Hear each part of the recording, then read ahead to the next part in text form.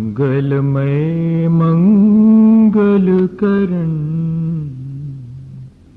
वीतराग विज्ञान नमो ताहि जाते भगे हरहंतादि जो विद्यादि सागर सुधी जो विद्यादि सागर सुधी गुरु हैं हितैषी शुद्धात्म में निरत नित्य हितोपदेशी वे पाप ग्रीष्म ऋतु में जल हैं सयाने पूजूं उन्हें सतत केवल ज्ञान पाने पूजूं उन्हें सतत केवल ज्ञान पाने। बोले भगवान महावीर स्वामी की, आचार्य कुंद कुंद स्वामी की, आचार्य गुरुवर विद्यासागर मुनि महाराज की।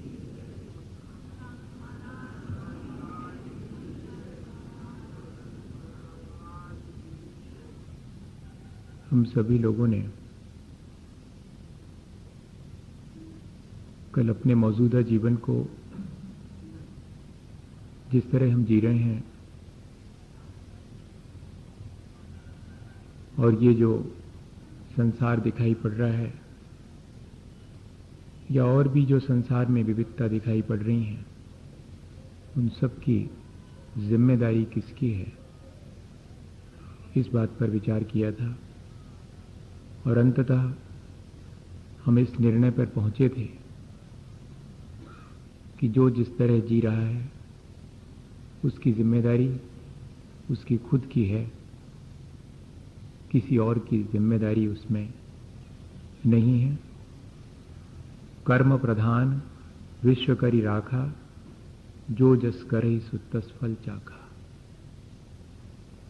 ये सारा संसार कर्म प्रधान है। जो जैसा यहाँ कर्म करता है वो वैसा फल पाता है, वैसा फल उससे चखना पड़ता है।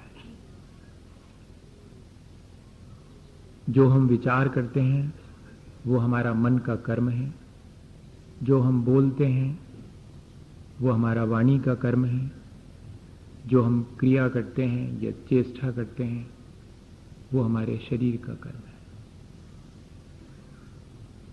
और इतना ही नहीं, जो हम करते हैं वह तो कर्म है ही, जो हम भोगते हैं वह भी कर्म है, और जो हमारे साथ जुड़ जाता है, संचित हो जाता है, वह भी कर्म है। इस तरह ये सारा संसार हमारे अपने किए हुए कर्मों से हम स्वयं निर्मित करते हैं। और यदि हम अपने इस संसार को समाप्त करना चाहें या इस संसार को हम बढ़ाना चाहें तो उन दोनों की जिम्मेदारी हमारी अपनी है। हर जीव की अपनी इंडिविजुअलिटी है, हर जीव की अपनी स्वतंत्र सत्ता है। एक दूसरे से हम प्रभावित होकर मन में विचार करते हैं, वाणी से अपने विचारों को व्यक्त करते हैं, शरीर से चेष्टा या क्रिया करके और उस विचार या कही गई बात को पूरा करने का प्रयत्न करते हैं।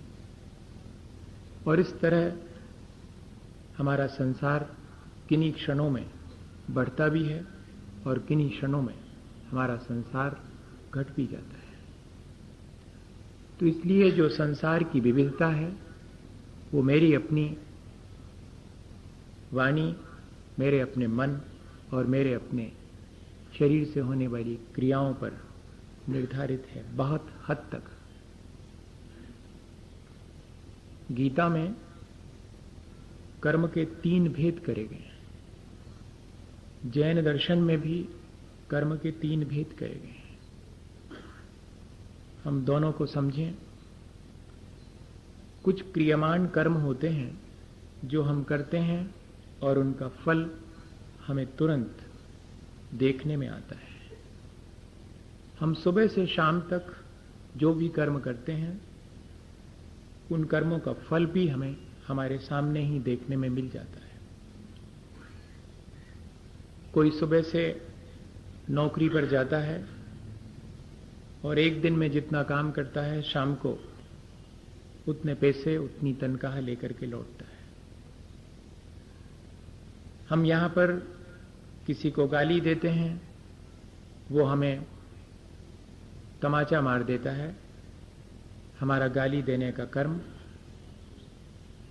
हमें किसी न किसी रूप में फल दे करके चला जाता है। ये क्रियमाण कर्म है। ये हम रोज कर रहे हैं और उसका फल भी लगे हाथ चखने में आ जाता है, चाहे वो शुभ हो या कि अशुभ हो। लेकिन इतना ही नहीं है, इससे भी कुछ अधिक है। कुछ ऐसे क्रियमाण कर्म हैं जिनका फल हमें तुरंत नहीं मिलता है, देर सवेर मिलता है। जैसे कि वे सब कर्म संचित कहलाते हैं। कुछ कर्मों का फल ही हमें रोज मिलता है, कुछ का फल तो हमें बाद में मिलता है। कर्म हमारे वर्तमान के भी हैं, कर्म हमारे साथ अतीत के भी हैं, कर्म हमारे साथ भविष्य में क्या व्यवहार करेंगे यह भी वर्तमान में ही हम निर्धारित कर लेते हैं। तो वो जो संचित कर्म है वो क्या चीज है? वो जो हमें बाद में फल देते हैं वो सब संचित कहलाते हैं। जैसे कि गेहूं बोएं 120 दिन के बाद फसल आएगी, बाजरा बोएंगे 90 दिन के बाद आएगी, और अगर आम बोया है 5 वर्ष के बाद फल लगेंगे। हमने अपने माता पिता के साथ खोटा व्यवहार किया है, संभव है कि उसी जीवन में और हमारे बच्चे हमारे साथ ठीक वैसा ही व्यवहार करें जैसा हमने अपने माता पिता के साथ किया है। तुरंत देखने में नहीं आता, पर उसके आफ्टर इफेक्ट्स हमारे सामने देखने में आते हैं। बीज आज बोते हैं, फल बहुत देर के बाद देखने में आता है। एक बेटा बहुत छोटा सा है और वो अपने इकट्ठे किए हुए सामान में चाय के कुल्हड़, मिट्टी के और भी बर्तन, वो सब इकट्ठे करता है। पिता एक दिन उससे पूछते हैं कि तुम ये किस लिए इकट्ठे कर रहे हो? तो वो कहता है कि जैसे तुम दादा दादी को इन मिट्टी के बर्तनों में खिलाते हो, ऐसे ही जब आप बूढ़े हो जाओगे तब आपके लिए खिलाऊंगा, इसलिए मैं जोड़ के रख रहा हूं। और होता यही है, हम जो आज करते हैं उसका तुरंत फल मिलता दिखता है, लेकिन उतना ही पूरा नहीं है। क्रियमाण के साथ साथ कुछ और है जो कि संचित होता जाता है, जिसका फल हमें बाद में भोगना पड़ता है। हम कर्म करते हैं, कर्म हमारे साथ बंधता है और कर्म का फल हमें भोगना पड़ता है। इन 3 स्टेप में ये कर्म की प्रक्रिया निरंतर चलती रहती है। यह भी साथ में है कि हमें आप वर्तमान में जो संचित हमने किया है उसमें से कितना भोगना है, हमारे पास पहले से जो संचित है उसमें से कितना भोगना है, ये कहलाता है प्रारब्ध। हमारे अपने संचित किए हुए कर्मों में से कितने पक करके अपना फल देंगे और जिनका फल हमें भोगना पड़ेगा, वो ठीक ऐसा ही है कि हमने आम का पेड़ भी लगाया है, उधर बाजरा भी बोए हैं, उधर गेहूं भी बोया है, लेकिन सब अपने अपने टाइम से आएंगे। मेरे पास कितना समय है, मेरी अपनी लाइफ कितनी है, उस लाइफ में जो जो आते चले जाएंगे वे अपना फल देंगे, कुछ शेष रह जाएंगे, वे आगे मेरे साथ ट्रैप होकर के जाएंगे और मुझे आगे भी अपना फल देंगे। कोई भी कर्म अपना फल दिए बिना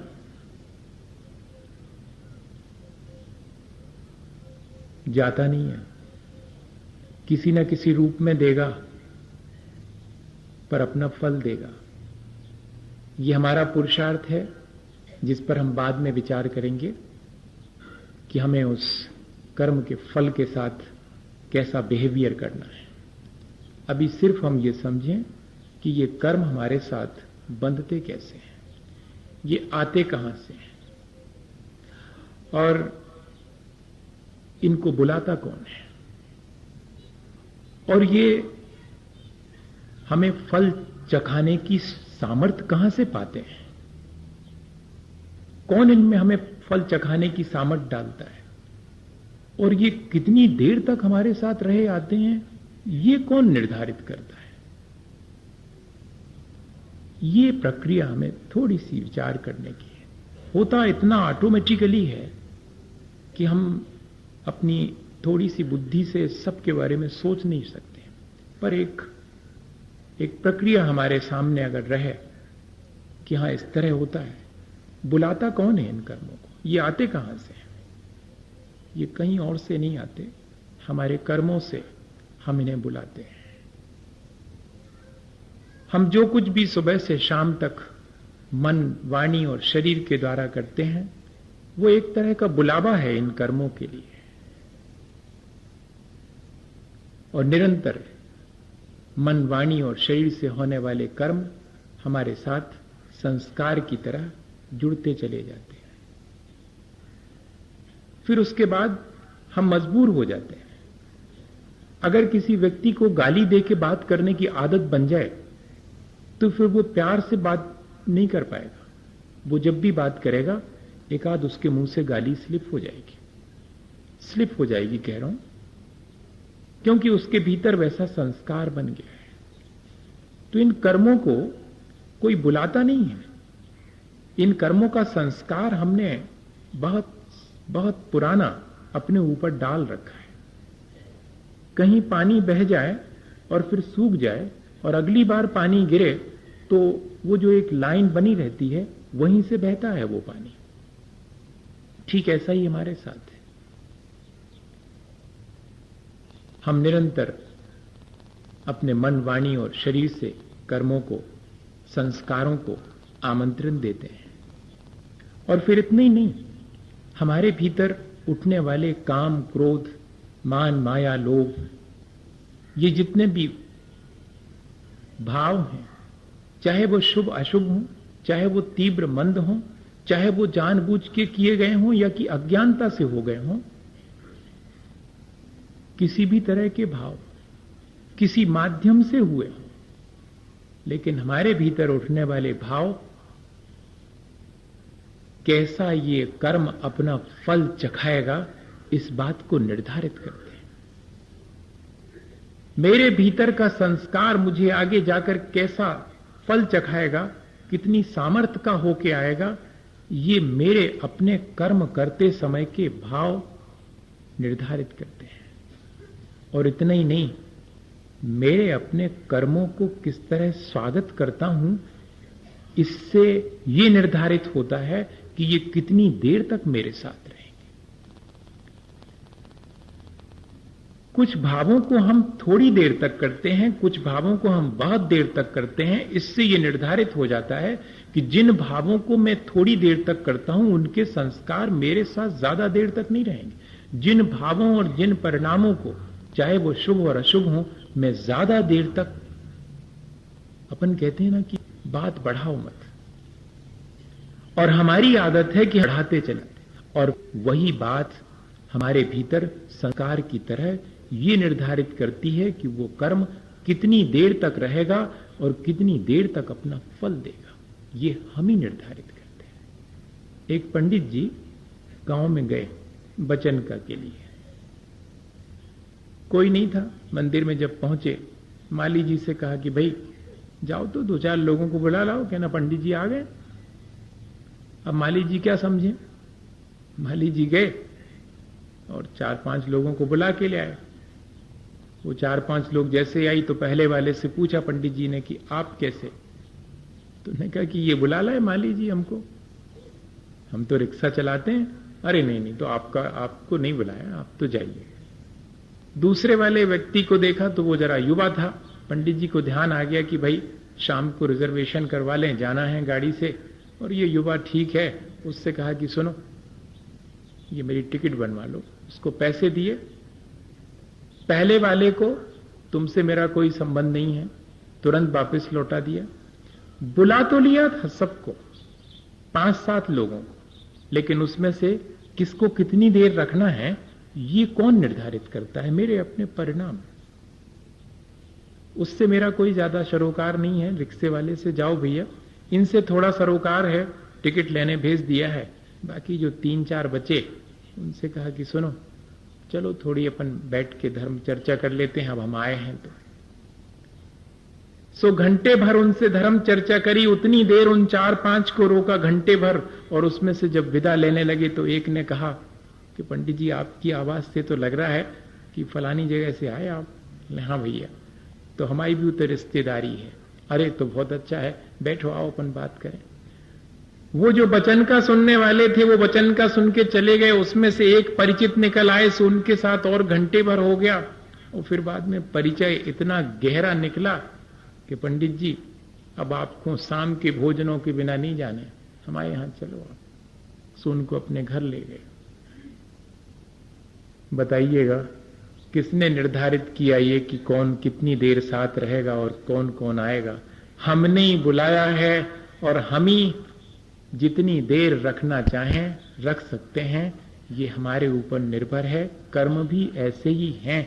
हमारे मन, वाणी और शरीर से इनको हम आमंत्रण देते हैं कि आओ, और फिर हमारे अपने परिणाम जैसे होते हैं उसके अनुसार ये हमें फल चखाते हैं। हमारा जिसके साथ जैसा व्यवहार होता है उससे हमें वैसा ही तो मिलता है, वैसा ही फल हमें चखने में आता है। इस तरह ये कर्म की प्रक्रिया निरंतर चलती रहती, क्योंकि सोते, जागते, खाते, पीते, उठते, बैठते, आते जाते हर स्थिति में मैं मन, वचन और कर्म की कोई ना कोई क्रिया करता ही रहता हूं। सोते समय भी मेरे मन, वाणी और शरीर की सक्रियता बनी रहती है, और इसलिए निरंतर मेरे साथ ये कर्म चलते ही रहते। एक क्षण के लिए मैं कोई भी यहां पर जीव कर्म से मुक्त नहीं हो पाती। चाहे वो करने वाले कर्म हो, चाहे वो भोगने वाले कर्म हो, चाहे वो संचित होने वाले कर्म हो, एक क्षण के लिए भी यह प्रक्रिया रुकती नहीं है। जैसे कि किसी की दुकान बहुत अच्छी चलती हो और घर आकर के मां से वो कहे, मां के पूछने पर कि आज तो दुकान बहुत चली, ग्राहकों में उलझे रहे, तो मां कहे कि क्या एक ही ग्राहक में उलझे रहे? कहती नहीं, ग्राहकों का तांता लगा रहा। एक ही कर्म का फल भोगते रहते हैं हम, ऐसा नहीं है। एक ही कर्म करते रहते हैं, ऐसा नहीं है। बस उसका तांता लगा रहता है, एक के बाद दूसरा, दूसरे के बाद तीसरा। कहने में तो यही आता है कि हम कर्म करते रहे, चाहे वो भले हों, चाहे बुरे हों, चाहे वो अच्छे भावों से किए हों, चाहे तीव्रता से किए हों, चाहे मंदता से किए हों, जानबूझ के किया हों, अज्ञानतावश किए हों, किसी से प्रेरित होकर के किए हों, या कि अपने सहज भाव से किए हों, निरंतर कोई ना कोई प्रकार से हम, और ये तांता लगा ही रहता है, ये कंटिन्यूटी बनी ही रहती। और ऐसा नहीं है कि आज ही हमने शुरू किया है, फ्रॉम वेरी बिगिनिंग।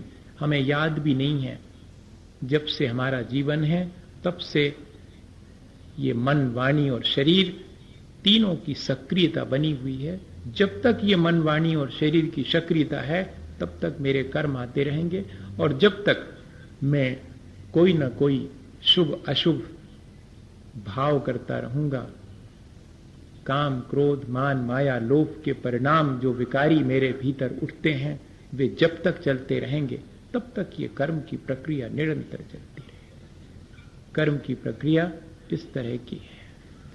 इस कर्म की प्रक्रिया में भागीदारी किसकी है, अब इस पर जरा सा विचार करें तो शायद बात और क्लियर हो, ताकि हम जिनकी पार्टनरशिप है वो खत्म कर देवें तो संभव है कि इस कर्म बंध की प्रक्रिया से हम निजात पा जाएं, क्योंकि प्रक्रिया तो ये निरंतर चलने वाली है। समझ में आ गया, क्योंकि कोई भी क्षण ऐसा नहीं है जिसमें हम कर्म से मुक्त हों। ये सब चीजें हम बाद में विचार करेंगे कि डेस्टिनी क्या है और हमारा वर्तमान का पुरुषार्थ क्या है। कुछ प्रश्न थे कल कि भाग कितना और पुरुषार्थ कितना, और भी कुछ प्रश्न थे, इन पर भी विचार करना है, मैं करूंगा, पर आज के दिन नहीं। आज तो कर्म की साझेदारी में कौन कौन मेरे साथ है इस पर थोड़ा सा विचार करेंगे, और इस कर्म बंध की प्रक्रिया को समझने के बाद, उसकी साझेदारी को समझने के बाद अपने आप ये बात समझ में आ जाएगी कि कितना मेरे भाग्य से और कितना मेरे पुरुषार्थ से, और भाग्य को और पुरुषार्थ को कौन निर्धारित करता है, ये सब चीज समझ में आएगी। एक बहुत अच्छा विचार भी मेरे पास आया था कल शाम को, किसी ने लिख करके दिया था कि मुझे अपनी उस परम विशुद्ध अवस्था को प्राप्त करना है। ये बात तो ठीक है, लेकिन सिर्फ उस परम विशुद्ध अवस्था को ही प्राप्त करने के लिए मैं सारी चीजें करूं, ये बात सबको हो सकता है कि ठीक ना जान पड़े। तो क्यों ना हम ऐसा करें कि मेरा जो वर्तमान का जीवन है मुझे उससे ही बहुत अच्छे ढंग से जीना है।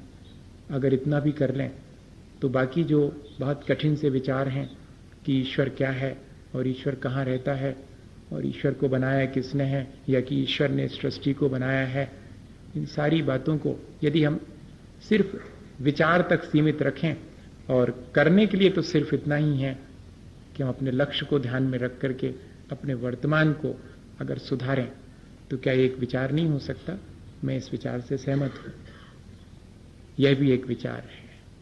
और हम इतने दिनों से वही करते आ रहे हैं कि हम बाकी सब भूल करके, बाकी सारे प्रपंच को भुला करके सिर्फ एक ही बात तय कर लें कि कल जैसा मैंने जिया था जीवन, कल मैंने जैसी वाणी बोली थी, कल मैंने जैसे विचार किए थे, कल मैंने शरीर से जैसी चेष्टा की थी, जिनसे कि मैं निरंतर मेरे कर्मों का संसार बढ़ाता हूं, मैं उसको और बेहतर ढंग से करूं। कर्मों को बेहतर ढंग से करने का मतलब है कर्मों से मुक्त होना, और कोई बहुत बड़ी चीज नहीं है। कर्म जितने बेहतर ढंग से हम करेंगे, बेहतर ढंग क्या है जिससे कि आगे संचित ना हो, वही ढंग सबसे बेहतर है। और जो व्यक्ति ये ढंग सीख लेता है वो व्यक्ति कर्मों से पार हो जाता है। ये बात अपन आगे समझेंगे, इसलिए मैं इस विचार से सहमत हूं। अब हम इस बात को थोड़ा सा डिस्कस कर रहे हैं कि इसमें भागीदारी किस किस की है, मेरे कर्मों के आने में, मेरे मन, वाणी और शरीर, और मेरे अपने भाव, उनको रोकने में, उनको सामर्थ्य देने में। कर्मों को जो बंध जाते हैं मेरे साथ, जो बाद में फल देते हैं, उनको सामर्थ्य भी मैं ही देता हूं, मेरे अपने परिणाम उनको सामर्थ्य देते हैं। तब देखें कि कौन सी चीजें हैं। 3 चीजें हैं। मेरी अपनी आसक्ति, मेरा अपना मोह, ये कर्मों के बंधन में पहला भागीदार है। इसमें मेरी परवशता है, क्योंकि ये संस्कार मोह का और आसक्ति का बहाना चला रहा है। ये मेरे हाथ की नहीं है, ये परवश है, साझेदारी। दूसरी है मेरे अपने वर्तमान के पुरुषार्थ का निर्धारण, भला करना है या कि बुरा, ये साझेदारी मेरे कर्मों के बंधन में इसकी भी है। मेरे वर्तमान पुरुषार्थ की भी साझेदारी है, वो भला भी हो सकता और बुरा भी हो सकता, ये निर्धारित मैं करता हूं, ये मेरे स्ववश है। मोह और आसक्ति में थोड़ा परवश हूं, लेकिन वर्तमान के पुरुषार्थ जो कि मेरे हाथ में है। और तीसरी बात, इस कर्म बंध की प्रक्रिया के बारे में गाफिलता, लापरवाही और अज्ञानता, ये तीसरा साझीदार है मेरे कर्म बंध की प्रक्रिया। ये भी मेरे हाथ में है। 3 में से 2 मेरे हाथ में है, 1 में जरा मैं परवश हूं। ये 3 भागीदार हैं मेरे। इसमें से जिसमें मैं परवश हूं उस पर पहले विचार कर लें। ये जो मेरा मोह है, मेरी जो आसक्ति है, मेरे जो कर्म करने का निरंतर, आज वर्तमान में अगर कोई कहे कि शांत बैठो, तुम उसको निठल्ला मानेंगे? क्या कुछ भी नहीं करते हो, कुछ करो। ये जो कुछ करो वाली प्रक्रिया है, इस संसार के मोह की वजह से वो मेरी अपनी परवस्था जैसी हो गई है कि कुछ करो, लगे रहो। अशुभ में लगे हो तो अशुभ में लगे रहो, शुभ में लगे हो तो शुभ में लगे रहो। मुझे शुभ और अशुभ दोनों के बीच साम्य भाव रख करके जीना है, ये बात ख्याल में ही नहीं आती। मेरा मोह मुझे निरंतर कर्म करने के लिए प्रेरित करता रहता है। मेरी आसक्ति मुझे निरंतर संसार के कर्म करने के लिए। थोड़ी देर को जब मोह शांत होता है तब संसार के कर्मों से ऐसा लगने लगता है कि अब बहुत हुआ, टू एनफ। वरना तो कई बार हम संसार के कार्य द्वेषवश छोड़ देते हैं, हमसे नहीं होता, कहां तक करें हम। और या फिर नहीं करता हूं, राग पूर्वक या कि द्वेष पूर्वक, दोनों स्थितियों में मैं निरंतर कर्म में संलग्न रहता हूं। तो मेरा मोह जो है वो मेरे इस कर्म के बंधन में सबसे बड़ा भागीदार है। और मेरा वर्तमान का पुरुषार्थ तो है ही, और मेरी अज्ञानता भी है। कर्म कैसे कितनी जल्दी बंध जाते हैं मैं जानने ही नहीं चाहता। ये मेरी लापरवाही, मेरी अज्ञानता। मैं अगर थोड़ा सावधान हो जाऊं तो शायद इस प्रक्रिया में मैं थोड़ा सा बदलाहट कर सकता हूं, मैं परिवर्तन कर सकता हूं। मोह क्या चीज है? सब कहते हैं कि मोह है क्या चीज। आचार्य भगवंतों ने उसका लक्षण बताया है, उसे डिफाइन नहीं किया, उसका लक्षण बता दिया। अनंत भगवान के प्रति अश्रद्धा होना और जीवों के प्रति करुणा का अभाव होना, ये मोह का लक्षण है। देखें जरा, इस पर विचार करें, शायद इससे बच सकें हम। अनंत भगवान के प्रति श्रद्धा नहीं होना। अनंत भगवान मतलब जो अपनी विशुद्ध अवस्था को प्राप्त कर चुके हैं, या कि जो राग द्वेष के संसार से ऊपर उठ चुके हैं, यानी जो वीतरागी हैं। तो वीतरागता के प्रति रुचि नहीं होना, संसार के प्रपंच में रुचि होना, इसका नाम है मोह। बहुत सीधी सी चीज है। राग द्वेष में रुचि है सुबह से शाम तक, और वीतरागता में रुचि नहीं है, यही तो मोह है। और यही मेरे कर्म बंध की प्रक्रिया का सबसे बड़ा भागीदार है, सबसे बड़ा पार्टनर है ये। और दूसरी चीज, मेरे अपने सुख सुविधा के साधनों को जुटाने के लिए मेरे अंदर की दया और करुणा मैं सब बालाए ताक रख देता हूं एक तरफ उठा करके। ये जो दया और करुणा का अभाव है वो भी मोह का लक्षण है। और मेरे अपने इस जीवन को सुख सुविधा जुटाने की जो आसक्ति है, वो आसक्ति मेरे भीतर की दया और करुणा को गायब करती है। तो दया और करुणा का अभाव होना भी मोह का लक्षण। तब फिर मैं क्या करूं? मैं इस मोह से बचने के लिए अनंत भगवान के प्रति या वीतरागता के प्रति अपनी श्रद्धा को जागृत करूं, अपनी रुचि को बढ़ाऊं, अपना रुझान, अपना इंक्लाइनेशन उस तरफ करूं। मैं उन चीजों से दूर रहूं जिनमें कि राग द्वेष के अवसर ज्यादा हैं। मैं उन चीजों के संपर्क में ज्यादा रहूं जिसमें राग द्वेष घटता हो, जिसमें वीतरागता की तरफ मेरे कदम बढ़ते हों। और मैं उन प्रक्रियाओं को दिन भर में करूं जिससे मेरे भीतर दया और करुणा का भाव बढ़ता हो। मैं दया और करुणा दोनों को बनाए रखूं, तब हो सकता है कि मैं अपने मोह को जीत सकूं और इस कर्म बंध की प्रक्रिया को कम कर सकूं। इसके लिए छोटा सा उदाहरण अपन देखें। हमारे भीतर दया और करुणा का किस तरह अभाव हो गया, एक व्यंग किया है किसी ने। हाँ, उससे जल्दी समझ में आ जाएगा मुझे लगता है। आज मैंने कोई बहुत बढ़िया सी एक कहानी सुनाई भी नहीं है, क्योंकि ये सब तो मुझे मालूम है कि इसके बाहर निकलेंगे तो आधा अधूरा रह जाएगा भीतर, थोड़ा बहुत 10% जितना अपन ने समझा है। यहाँ बैठ के तो लग रहा होगा कि समझ में आ रहा है, लेकिन इतनी जल्दी नहीं आता, हमको बहुत वर्षों लग गए, पर वो उदाहरण याद रह जाएगा कि मेरी अपनी आसक्ति क्या है, और उस आसक्ति के चलते मेरे अंदर की जो वीतरागता के प्रति रुचि और मेरे अंदर की जो करुणा का भाव है, जो कि मेरा अपना स्वभाव है, वो कैसे तिरोहित हो गया है, कैसे कैसे हट गया है। क्या हुआ, एक भिखारी नया आया गांव में, शहर में। अब वो नया था, उसको क्या मालूम कि कौन सी दुकान के सामने जाने पर मिलेगा और कौन सी दुकान पर जाने पर नहीं मिलेगा। बाकी जो वहां उस गांव और शहर के भिखारी थे उनको तो मालूम है कि इस दुकान पर जाएंगे, एक बार कहेंगे एक बार में मिल जाएगा, इस दुकान पर जाएंगे जरा 2 बार कहेंगे, हाथ पांव जोड़ेंगे तो मिल जाएगा, और इस दुकान पर जाने ही नहीं, क्योंकि कितना ही माथा पटक लो यहां नहीं मिलने वाला। वो जानते हैं, वो भिखारी भी जानता, मांगने वाला भी जानता, पर वो नया था बेचारा, और वो ऐसी दुकान पे पहुंच गया जहां से आज तक किसी भिखारी को कुछ नहीं मिला, और दूसरे भिखारी दूर खड़े मंद मंद मुस्का रहे हैं कि नया है, अभी कुछ मालूम नहीं इसको, बेकार परेशान हो रहा, उस दुकान पे गया, अब उसको क्या मालूम। लेकिन उस दुकान का जो मालिक था, सेठ था,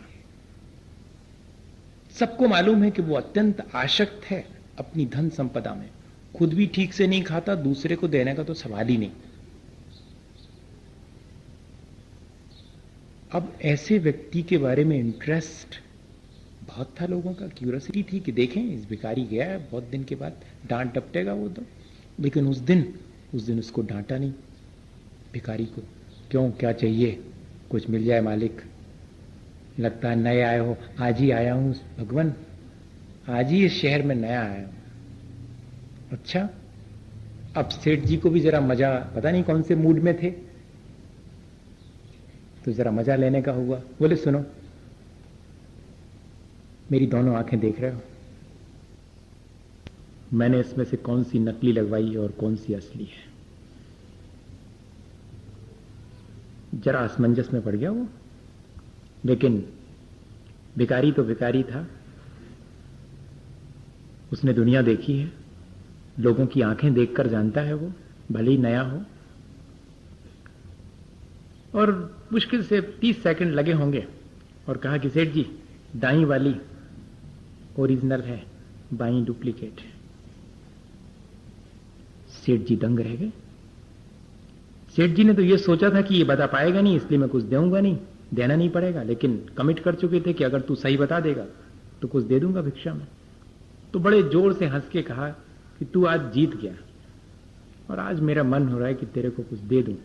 सारे भिखारी खड़े हैं, दूर देख रहे हैं, नया भिखारी, इसको कुछ मिल रहा है लगता है, लेकिन एक बात मैं तेरे से पूछना चाहता हूं, वो बात बता दे तो मान जाऊंगा। क्या सेठ जी, कि तेने पहचाना कैसे कि ये ओरिजिनल है और ये डुप्लीकेट है? तो बोले इसमें क्या है, जिसमें थोड़ी सी करुणा झलक रही मैं समझ गया वही डुप्लीकेट है, क्योंकि ओरिजिनल में तो संभव ही नहीं। ओरिजिनल वाले में तो संभव नहीं है कि थोड़ी बहुत करुणा हो, वहां तो सिर्फ मोह ही दिखाई पड़ रहा है, आसक्ति ही दिखाई पड़ रही है। वो जो डुप्लीकेट आंख है उसमें थोड़ी करुणा दिखाई पड़ेगी। क्या ये उदाहरण इस बात की सूचना नहीं देता है कि मेरा मोह मेरी अपनी करुणा को नष्ट कर देता है, मेरी अपनी जो वास्तविकता है उससे मुझे विमुख कर देता है, मुझे राग द्वेष में डाल देता है, मुझे वीतरागता से विमुख करता है। शायद ये इसीलिए आचार्यों ने देखा कि वीतरागता में अरुचि होना, जहां धर्म की बात हो रही हो, जहां आत्मा के विकास की बात हो रही हो, वहां इंटरेस्ट नहीं है, जहां प्रपंच हो वहां इंटरेस्ट है। यही तो मेरा मोह है। और जहां प्राणी मात्र के प्रति करुणा होनी चाहिए, जहां क्षण भर को मेरी अंतरात्मा दया का भाव बाहर लाती, उसी समय मेरी आसक्ति कहती कि ठहरो, ऐसे कहां तक दया करते रहोगे, किस किस पे करोगे, बहुत दुनिया पड़ी हुई है। ऐसा मुझे सलाह देता है ये मेरा मोह। मुझे इस प्रक्रिया में इस सबसे ज्यादा खतरनाक भागीदार पर विचार करना चाहिए, ताकि मैं इस कर्म बंध की प्रक्रिया से बच सकूं। और दूसरे नंबर पर मेरे अपने वर्तमान का पुरुषार्थ, मुझे भला करना है या बुरा करना है, ये मेरे ऊपर निर्भर है, इसमें किसी का कुछ भी नहीं है। ये बात जरूर है कि भले और बुरे की प्रेरणा मेरे भीतर जो संचित कर्म है वे मुझे देते हैं, लेकिन कितने भी संचित कर्म बुरे क्यों ना हो, मेरी अंतरात्मा की आवाज को दबा नहीं पाते हैं। चोरी करने वाले चोर की भी एक बार अंतरात्मा की आवाज उसे चोरी करने से रोकती है, उसे भला करने की प्रेरणा देती है। इसलिए मेरे अपने वर्तमान का पुरुषार्थ भला करना है या बुरा करना है, इसकी चॉइस मेरी अपनी है। इस पर मेरा पूरा का पूरा अधिकार है। इसलिए इस बात पे विचार करना चाहिए कि मुझे अपने जीवन में शुभ और अशुभ में से किसे चुनना है, जबकि मेरे सामने दो ही ऑप्शन है। शुद्ध वो तो मेरा लक्ष्य है, लेकिन मेरे सामने ऑप्शन तो शुभ और अशुभ दो में से एक है। तब मेरे वर्तमान का पुरुषार्थ शुभ की तरफ होना चाहिए, अशुभ की तरफ नहीं होना चाहिए। और तीसरी चीज, जब मैं कर्मबंध मुझे निरंतर चलता रहता है, तब मैं क्यों इतना लापरवाह हूं? तब मैं क्यों इस कर्मबंध की प्रक्रिया को ठीक ठीक समझना नहीं चाहता हूं? मुझे समझ लेना चाहिए, क्योंकि कर्मबंध की प्रक्रिया को समझ लेने से मैं उसमें परिवर्तन कर सकता हूं। इसलिए तीसरी भागीदारी भी मेरे हाथ में है। मैं जितना अपना कर्मबंध की प्रक्रिया में ज्ञान बढ़ाऊं, उतना मेरे अपने कर्मबंध की प्रक्रिया को बदलने की सुविधा मुझे प्राप्त हो जाएगी। एक उदाहरण है, मैं शायद पहले दे चुका हूं।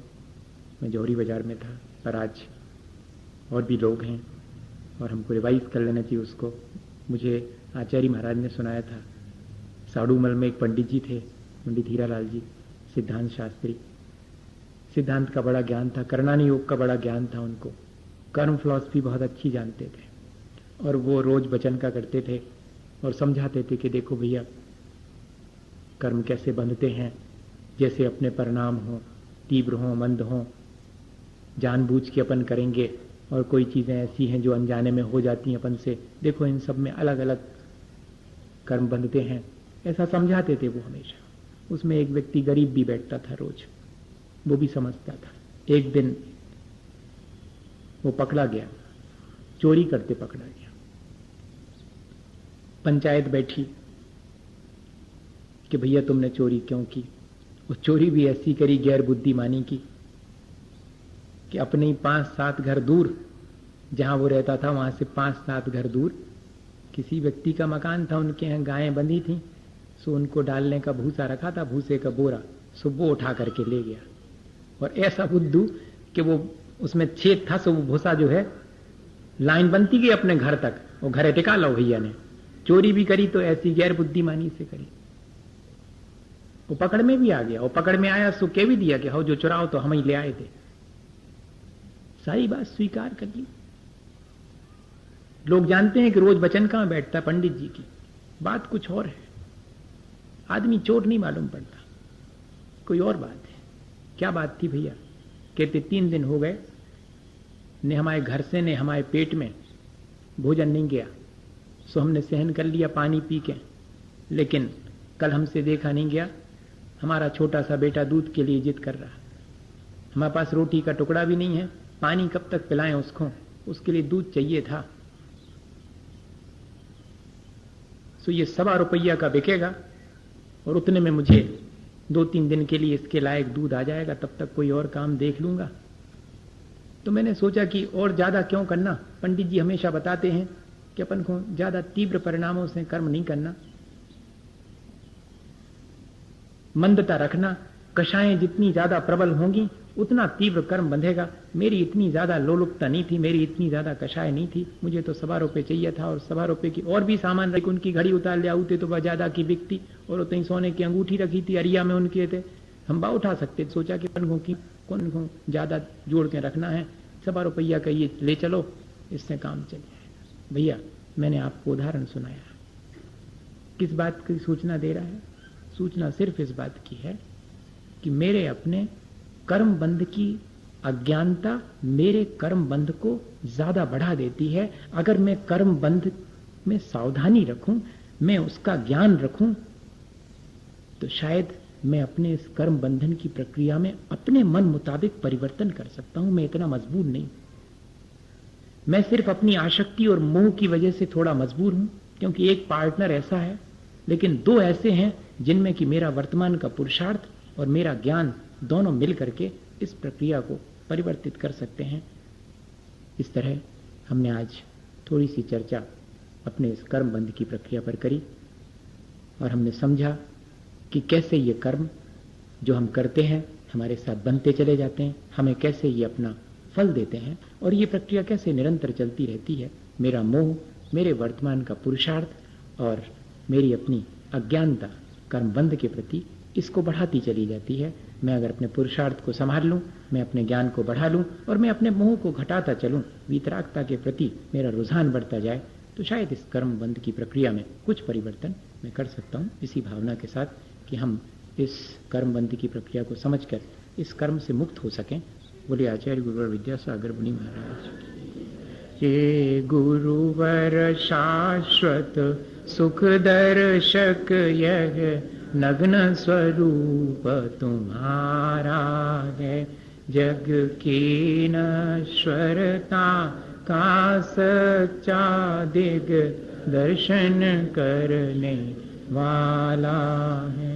जब जग ऋषियों में रच पच कर गाफिल निद्रा में सोता हूँ, अथवा वह शिव के निष्कंटक पथ में विषकंटक होता हो अर्ध निशा का सन्नाटा वन में वनचारी चरते हूँ, तब शांत निराकुल मानस तुम तत्वों का चिंतन करते हो।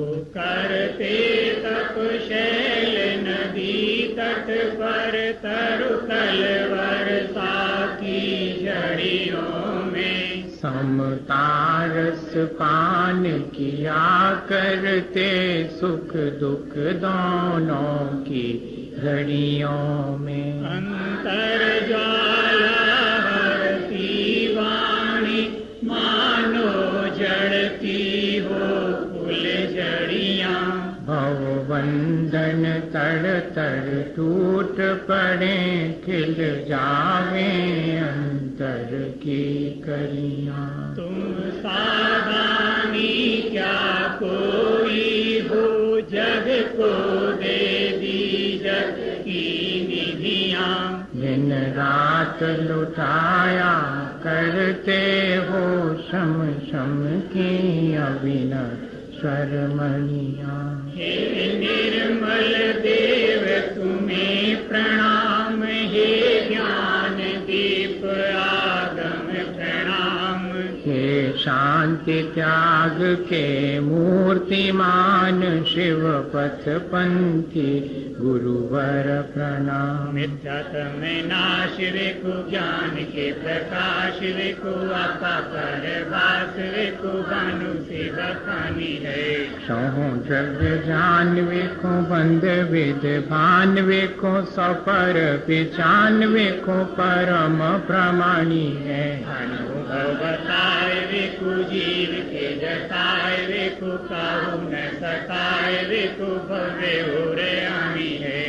जहाँ तहाँ तार वेखो पार के उतार वेखो सुख विस्तार वेखो यही येन वाणी है। जावाणी के ज्ञान ते सुनियो कलो सोवाणी मस्तक नमो सदा देतुम। उदक चंदन तांदुल पुस्तक चरु सुदीप धूप पलागे धवल मंगल गान रवाकुले जिन ग्रहे मुनिराज मगम। ओम ह्रीम श्री 108 परम पूजाचार्य गुरु श्री विद्यासागर जी महाराज के संगत मुनि श्री क्षमासागर जी श्री भव सागर जी महाराज के चरण कमल की पूजा अनर्पत प्राप्त यज्ञ में पावती सा।